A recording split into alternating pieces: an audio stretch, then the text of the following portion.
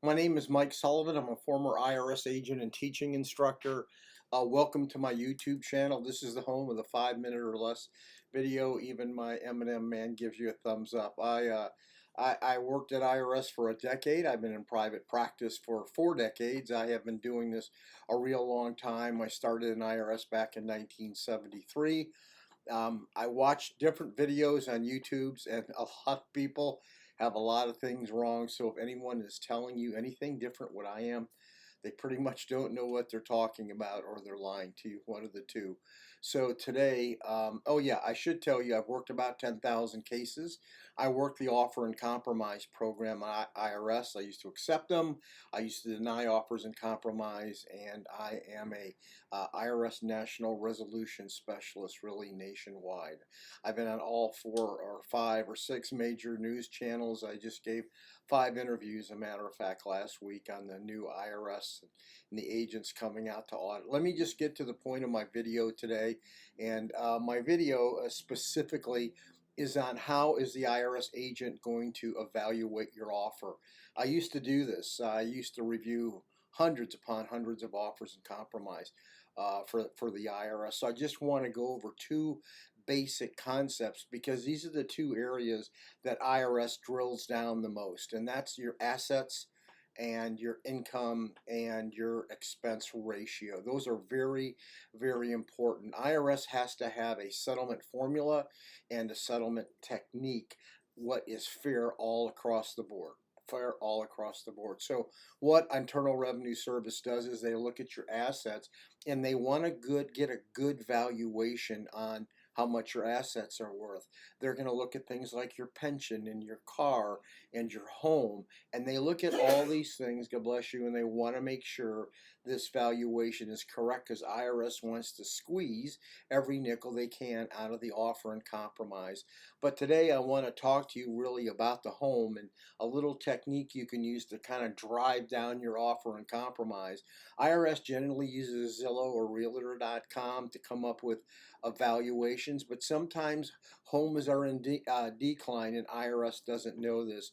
IRS does all their due diligence on their computer. They don't do site evaluations. They don't send people out. So when you're evaluating your home, if that Zillow or Realtor.com is incorrect, try to get another evaluation or valuation on your home. If you have a problem with the septic tank, a pool's cracked, the roof's bad, subtract that value from your home, so you're giving IRS the lowest value you can settle for on your case.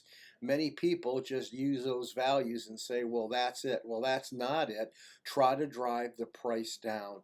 If you have assets that IRS is looking at, like cars or inventory, use reduced values and wholesale values. Don't spike those up. Cash obviously is cash.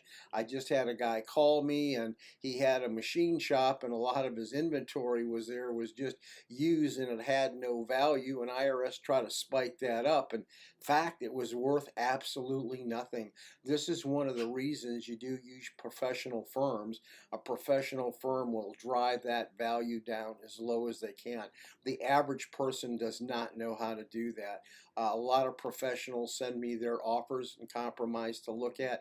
I've yet to accept one that it was absolutely the lowest price you can get. By the way, I am available to do your offer or for a review of your case and do consultations. The other area that IRS is going to look at is your income and your expenses.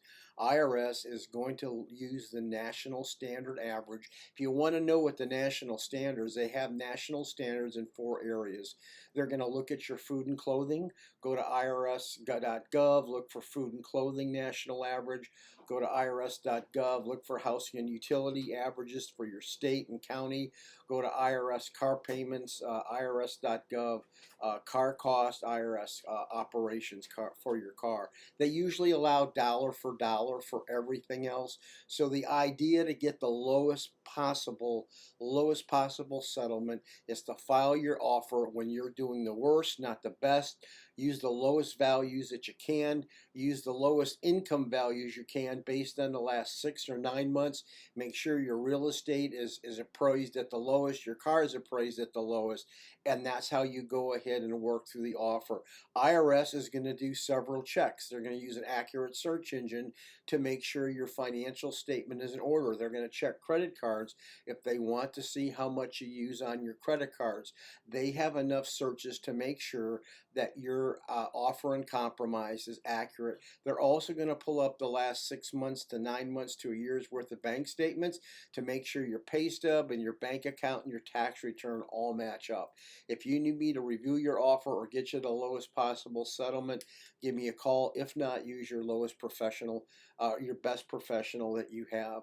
I'd love you to subscribe to my channel.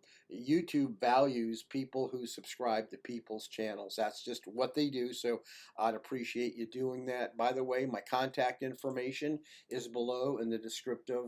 My phone number is 954-328-3501, and my email is mike@irs-matters, matters.com.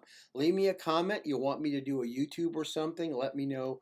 I'll do a YouTube for you if I think it's very good for the public. Thank you very much for listening and your time, and don't forget the subscription. Thank you.